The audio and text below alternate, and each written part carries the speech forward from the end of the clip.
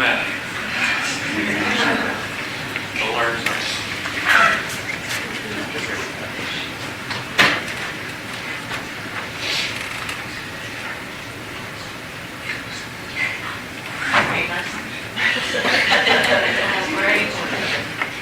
Hi, my name is Carson Bohonek, and the title of my thesis is A Vaccine Paradox, the hidden nature of vaccine-induced illnesses. Throughout history, humans have battled death and disease, relying on the immune system as a natural defense. While sanitation and hygiene have reduced infectious diseases, modern medicine has introduced a more devastating epidemic, chronic illness. Heart disease, cancer, and diabetes have skyrocketed and are now America's leading causes of death. Rather than addressing the root causes or pharmaceutical over-reliance, the medical industry profits from treating symptoms. Today, 54% of America's youth are chronically ill, and autism rates have surged from 1 in 10,000 in the 1970s to 1 in 36 today. Have we advanced or traded one crisis for another, fueled by a system profiting from sickness? Vaccines have been responsible for thousands of adverse events across all societies, but Hannah Pulling's case in July of 2000 marked the first ever vaccine autism court award. Hannah Pulling was described as a standard, happy 18-month-old, smiling, engaging in imaginative play, and able to speak about 20 words by 19 months. In July of 2000, she was vaccinated against 9 diseases in 1 doctor's visit. Immediately after, her health started to rapidly decline, accompanied by symptoms such as high fevers, rashes, and seizures. She was unresponsive to her parents and doctors and began showing signs of autism. In 2007, it was stated that the inoculation she received had worsened a mitochondrial disorder, a genetic condition affecting how mitochondria function in the body. This disorder can affect any part of the body, including the brain, which is what led to her autism. This adverse reaction caused brain damage with cognitive decline, muscle weakness, difficulty in motor coordination, and gastrointestinal problems. Hannah's tragic reality reflects a broader issue, as the National Vaccine Injury Compensation Program has awarded $5 billion to victims of vaccine-related adverse events. Her story is one of the many severe reactions experienced by thousands who have been vaccine injured. Vaccines have counteracted their mission for over 200 years by increasing the risk of chronic illness and disease, weakening our immune systems, and ultimately worsening humanity's health. Vaccine history began in 1796 when Dr. Edward Jenner, whose tactics were used throughout all medical communities, began to work on a smallpox vaccine. His ideas began to be questioned not long after when those vaccinated still contracted and died from illness. For example, Mold, England, a well-vaccinated town, had a death rate of about 32 times higher than Leicester, England, a town free from vaccination. The people of Leicester died at a rate of 144 per million compared to Mold's 3,614 per million. Both polio and smallpox serves as an anchor for vaccine fate today, regardless of their history of vaccine-induced illness. Polio, one of the most feared and devastating diseases of the 20th century, has a long and twisted history. Although commonly associated with horrors such as the iron lung and paralytic polio, polio itself was not as deadly as infectious diseases of its time. Paralytic polio thrived in advanced societies with the most advanced healthcare, but under truly healthy environments and dietary conditions, societies had the antibodies to protect against all 3 strains of polio, which led to no cases of paralysis and low-grade symptoms. The Brazilian Zavante tribe, largely untouched by Western influence, showed natural immunity to diseases that plagued white men. In 1957, studies found they carried poliovirus, influenza, and measles without symptoms or death. Unlike the Zavante tribe, modern society's use of arsenic, DDT, and vaccines has led to a spiral of death and disease. DDT was initially used to combat polio, with parents spraying on everything, including their own children, fearing flies would have spread the disease. But by the 1960s, DDT was found to enhance the multiplication of poliovirus, and its phased-out use in the US and Canada coincided with the decline of polio cases, making the 1954 Salk vaccine seem like the cure for poliovirus. The Cutter vaccine, an injectable formaldehyde inactivated vaccine by Jonas Salk, caused infection, paralysis, and death in the vaccinated. Despite warnings, Salk's flawed inactivation process, leaving remnants of live diseases in the vaccine, led to 220,000 cases of polio, 164 cases of paralysis, and 10 deaths. despite polio being 95 to 99% asymptomatic, with only 1% of cases leading to paralysis before polio vaccines. Despite the history of vaccine-induced illnesses and untrustworthy ingredients, the pharmaceutical industry repeated past mistakes with the COVID-19 vaccine, approved in December of 2020 without proper testing against a true placebo. The COVID-19 vaccine was also developed using mRNA, a tactic never before previously used or approved for human use, but received emergency use authorization due to the pandemic. Since then, 951,000 adverse events reported have been submitted to the VAERS in the U.S., accounting for 97% of all reports since 1986. The COVID mRNA vaccines are linked to myocarditis, particularly in young men, with a Korean case study reporting 480 cases, and the New England Journal of Medicine finding an 8.96 times increased risk of myocarditis for those receiving 2 doses of Pfizer. Additionally, 6 COVID vaccines were found to contain carcinogenic heavy metals, including arsenic, aluminum, and nickel. COVID-19 vaccines use a SARS-CoV-2 spike protein, which can weaken the blood-brain barrier, leading to neurological issues, and are linked to cranial neuropathies. The current childhood vaccine schedule is heavily promoted by the medical community, with pediatricians receiving significant incentives. CDC and NIH employees can earn up to $150,000 annually in licensing fees for vaccine patents. Additionally, Blue Cross Blue Shield pays doctors a $400 bonus per fully vaccinated child under the age of 2. The Vaccine Injury Compensation Trust Fund provides compensation for vaccine-related injuries or deaths, but legal protections make it nearly impossible to sue vaccine manufacturers directly. These regulations allow vaccine companies to act irresponsibly, which poses a significant risk to society's health and undermines the God-given immune system and its ability to fight against disease and illness. While vaccine companies profit, the public is misled into believing that vaccines protect rather than harm. The overwhelming trust placed in the CDC, combined with a lack of faith in our bodies, contributes to the rise in chronic illness and disease. We must return to relying on our God-given ability to combat illness. First, vaccines harm our bodies with toxic heavy metals such as arsenic, thimerosal, and aluminum. Along with this, vaccine adjuvants and excess antibodies overstimulate the immune system, contributing to autoimmune diseases. Second, the rise in chronic and childhood chronic illnesses, including autism, correlates with the increase in vaccine doses from 24 to 73.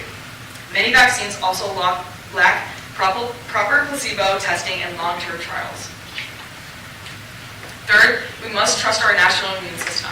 Vaccines interfere with natural immunity, overstimulating the immune system and harming the microbiome, which increases risk of autoimmune diseases. Vaccine ingredients, particularly adjuvants, pose significant health risks. Adjuvants are substances added to enhance immune response, but are also capable of overstimulating the immune system. To be effective, adjuvants are commonly heavy metals, like aluminum, which is used in vaccines such as tetanus and hepatitis B. Aluminum is a neurotoxin that can destroy neurons and remain in the body for up to 7 years. A 2011 study by Dr. Tom Bohonek found that aluminum can hyperstimulate the immune system, leading to autoimmune diseases. Yet the FDA never tested its safety in childhood vaccines. Additionally, developed nations with higher aluminum-containing vaccines also have higher rates of autism. Children can receive up to 126 antigenic compounds and significant aluminum amounts by age of 4. Proper safety studies have not been conducted due to vaccines not being seen as inherently toxic, regardless of the multitude of studies tracing aluminum to autoimmune diseases. Thimerosal, a mercury-containing compound used as an adjuvant to prevent bacterial contamination, is harmful to the brain, heart, kidneys, and immune system. Mercury exposure in infants and young children can damage their developing nervous systems, impairing cognitive function. In 1999, Dr. Neil Halsey discovered that the cumulative mercury levels from the CDC's recommended childhood schedule exceeded FDA limits, requiring a 440-pound infant to tolerate a single injection without harm. Children exposed to the highest thimerosal levels, which is 25 micrograms or more, were 7.6 times more likely to be diagnosed with autism. While thimerosal was removed from most vaccines in 2002 due to its negative effects, it remains an influenza vaccines and the seasonal and swine flu vaccine. These contain 25 micrograms of mercury per dose. Thimerosal is used because it saves 15 cents per dose in production costs and facilitates rapid vaccine production during epidemics. Another harmful ingredient is the use of aborted fetal cells, a practice that is entirely unethical and could encourage elective abortions. Cell lines are used to grow a vaccine or create a specific protein, as some viruses, like chickenpox, grow better in human cells. WI38, a diploid human cell line from aborted fetus in 1962, was created at the Karolinska Institute and developed by Leonard Havlik. It's used in vaccines such as adenovirus, MMR, and MMRV. Vaccine cell use can alter the number of copy number variants, which are changes in the number of copies of a particular gene. For example, MRC5 cell line used in the MMR vaccine increased from 2 to 218 copy number variants. These genetic changes can be passed on to new cells, potentially disrupting normal gene function, contributing to health problems such as cancer and autoimmune diseases. Childhood chronic illness has become a major epidemic in the 21st century, with 1 in 36 children diagnosed with autism compared to 1 in 10,000 before 1970, and chronic illness rising from 12.8% in 1986 to 54% in 2007.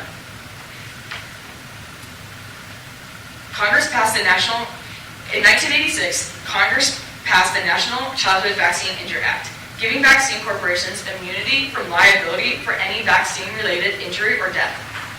This law allowed pharmaceutical companies to avoid compensating for harm caused by their products. As a result, vaccine corporation revenue has surged from $750 million in 1986 to $89 billion in 2021. And the childhood vaccine schedule has grown from 6 vaccines and 24 shots in 1986 to 17 vaccines and 73 shots in 2023. With no liability, these corporations have little incentive to ensure vaccine safety. When putting a pharmaceutical drug on the market, researchers must go through a rigorous 5-step testing process: discovery and development, preclinical research, clinical research, FDA review, and FDA safety monitoring. This tedious process usually takes at least a decade to ensure that a drug is safe for consumers, and many drugs are also tested with a double-blind placebo. Vaccines, however, do not undergo the same rigorous testing. According to a study by the Informed Consent Action Network, none of the childhood vaccines recommended by the CDC were licensed based on a long-term placebo-controlled trials by the FDA.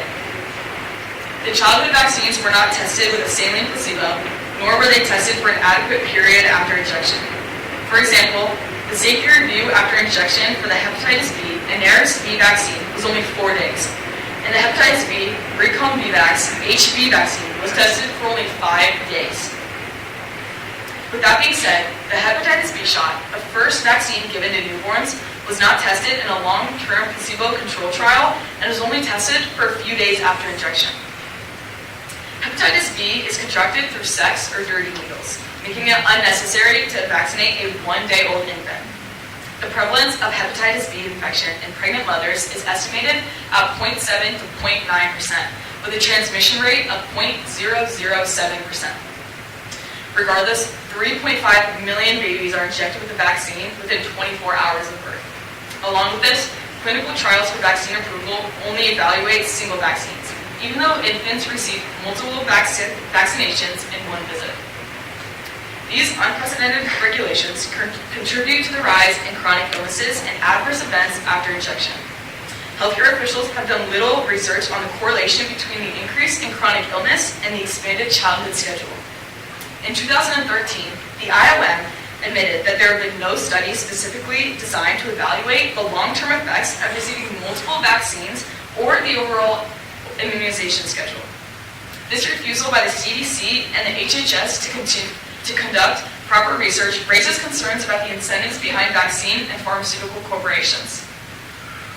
A key argument for vaccination is herd immunity, which occurs when a large percentage of the population is vaccinated, making it difficult for diseases to spread. However, despite high vaccination rates, 90 to 95% in many U.S. states, diseases continue to spread. For example, a 2001 study showed Scott County, Iowa, with a 99.4% vaccination rate among children in schools, still had outbreaks. Similarly, a 1985 measles outbreak occurred in a high school with a 99.7% vaccination rate, and the 6 students without vaccinations did not contract measles. In 1989, Quebec saw a measles outbreak with a 99% vaccination rate.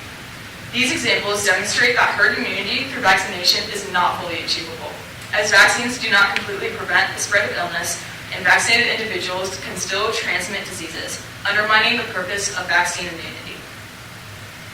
Vaccines also pose risk to autoimmunity, a once rare health issue which has now reached epidemic levels. Autoimmune diseases, which include lupus, type 1 diabetes, and Crohn's disease, result from the immune system attacking the body's own components. Autoimmunity has surged, with an estimated 50 million Americans affected, a 3 to 12% annual increase. Teenagers, in particular, have seen a 300% increase in autoimmune diseases from 1988 to 2012. Autoimmunity is the most expensive illness to treat, with costs exceeding $168 billion for 20 million diagnosed in 2021. The underlying cause is immune overstimulation, and one common stimulant is vaccination. Vaccines use an antigen to stimulate an immune response, but the antigen alone often cannot elicit a strong enough reaction, so an adjuvant, usually a toxic heavy metal like aluminum or mercury, is added. This process does not offer the same immunity as natural infection, which provides lifelong immunity. By suppressing both the humoral immune response and the cell-mediated immune response, vaccines can trigger autoimmune responses, where excess antibodies attack the body's own tissues. We continue to boast the great strides of medical science because of lower rates of acute diseases, but we've seen a sudden and alarming increase in deadly diseases such as chronic illness, autoimmune diseases, and myocarditis. These issues must be addressed at their root and reevaluate the nature of modern-day medicines and vaccinations and the incentives behind big pharma and pharmaceutical companies. The longer we rely on man-made solutions rather than the God-given resources to attempt to cure disease, the farther we will stray from a healthy society. Vaccines pose significant risks to our health and undermine the ability of our God-given immune system to naturally defend against disease. As we continue to watch American health plummet and chronic illness and autoimmunity skyrocket, we must ask ourselves if society has made substantial advancements, or have we merely created a new and even greater health crisis than before. Thank you.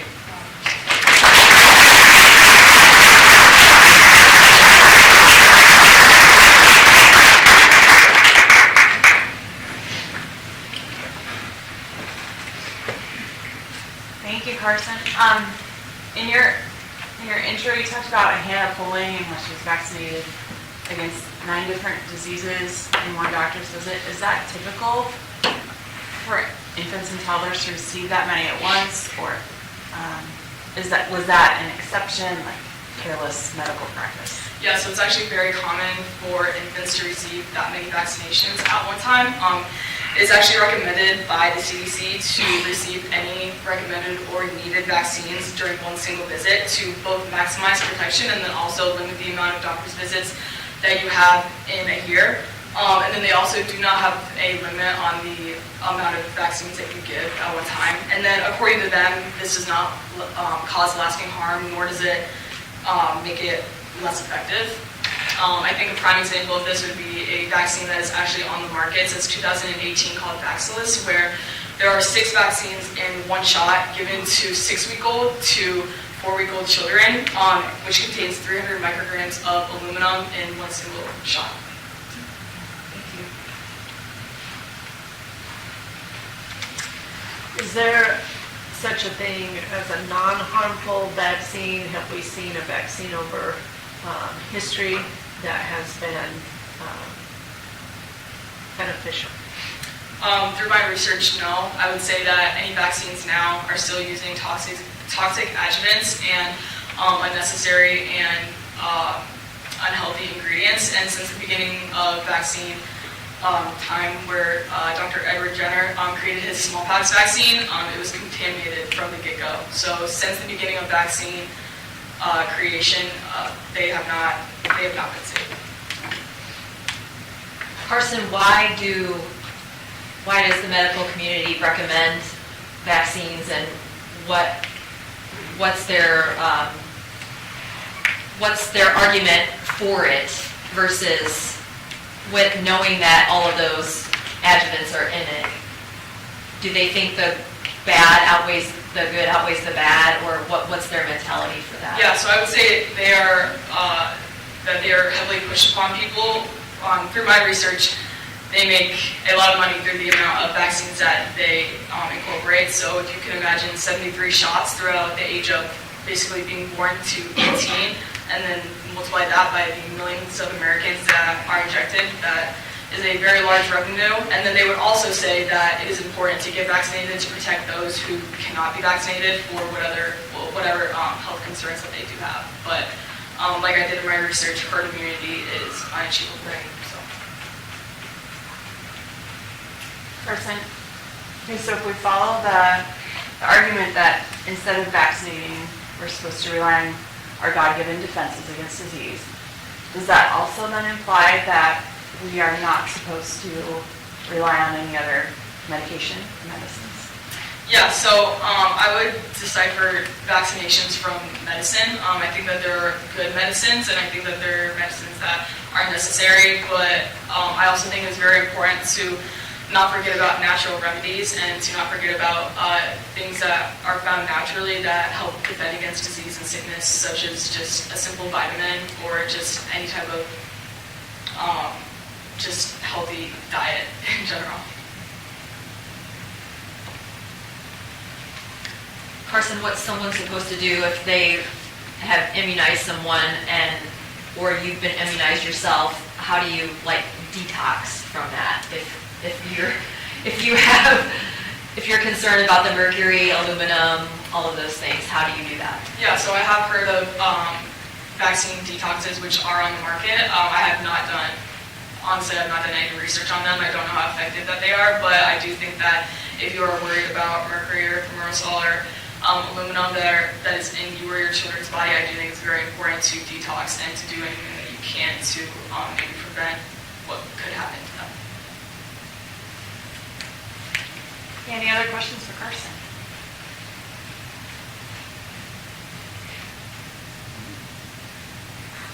I have What? one. Go ahead. I like your questions. Go ahead. In your research, is there a significant threat to the vaccinated population from the unvaccinated population? So people that aren't vaccinated. Yeah, I've heard an argument that the worry is that the unvaccinated are going to cause problems to the vaccinated community. Yeah, so I did a lot of research on the Zavante tribe. So they were alive during the polio epidemics, and which was obviously a huge worry to a lot of people. And when you look at them, they had influenza. They were contracted with influenza, polio, etc. But they did not die. They did not have paralysis. They had very low symptoms. So I think that that's a perfect example of what could happen if we relied on our body's natural immunity and relied on healthy dietary conditions. Because I do think that there are also things that play a role in American society where we are more prone to disease. So your estimation would be that the unvaccinated are not a threat to the vaccine. How do you combat if your primary caregiver pushes vaccines and either guilt you into being an irresponsible parent or a professional that's around kids and you don't take vaccines that, you're irresponsible? How do you combat that, when it's your primary caregiver? Yeah, I think it's a very sad reality that it's, that you're not allowed to have your own opinion, that you could be ridiculed for not wanting to take a vaccine or not wanting to give a vaccine to your child. But I would just always recommend doing your own research. There's always going to be someone that disagrees with you, so I think it's just super important to do your own research no matter what vaccine you are or not getting.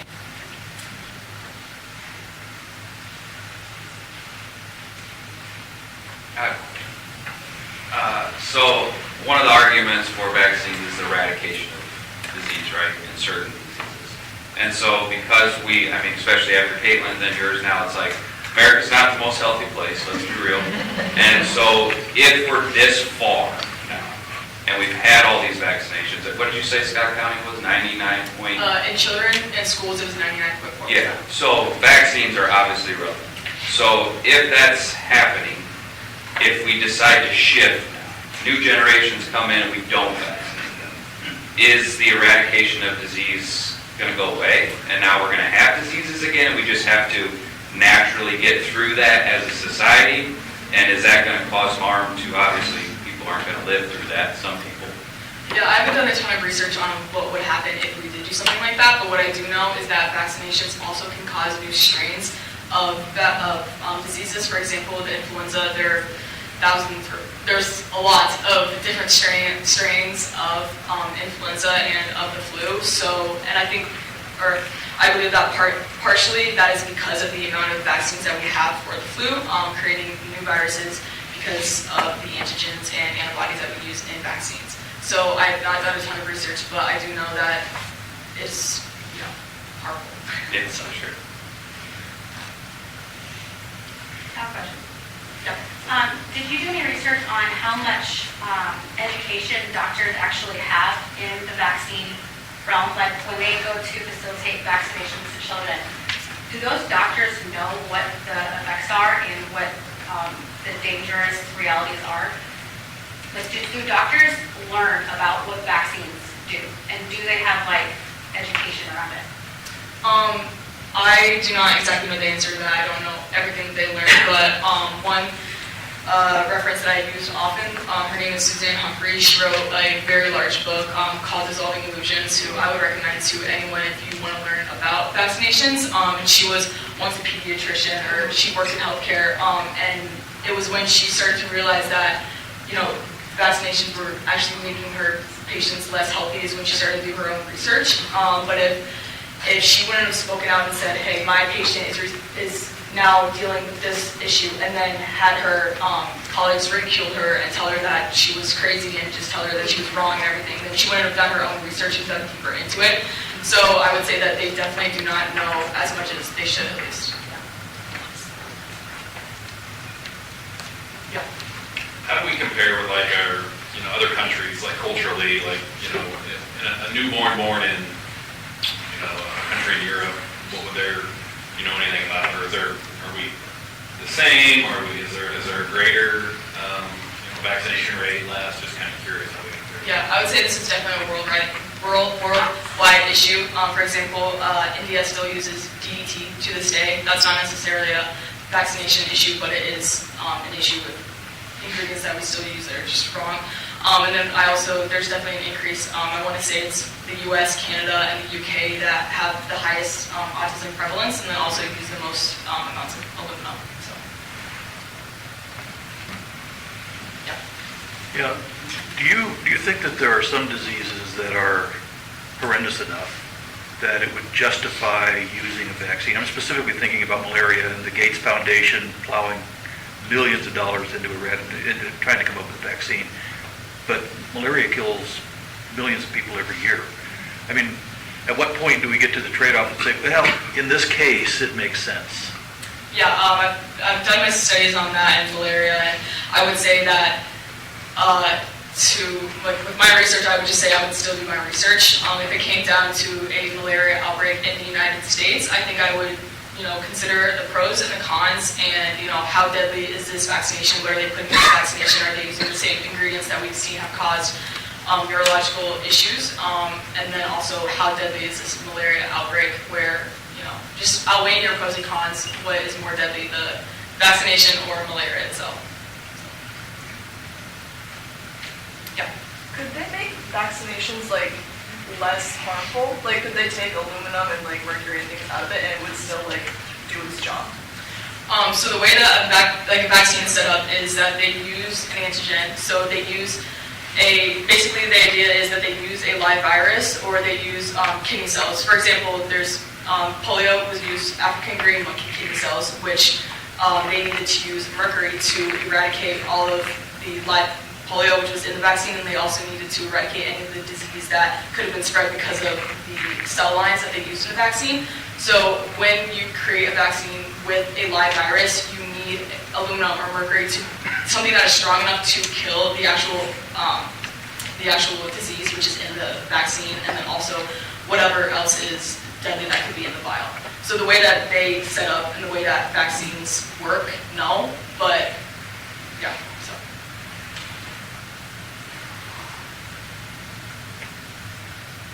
Okay, Carson.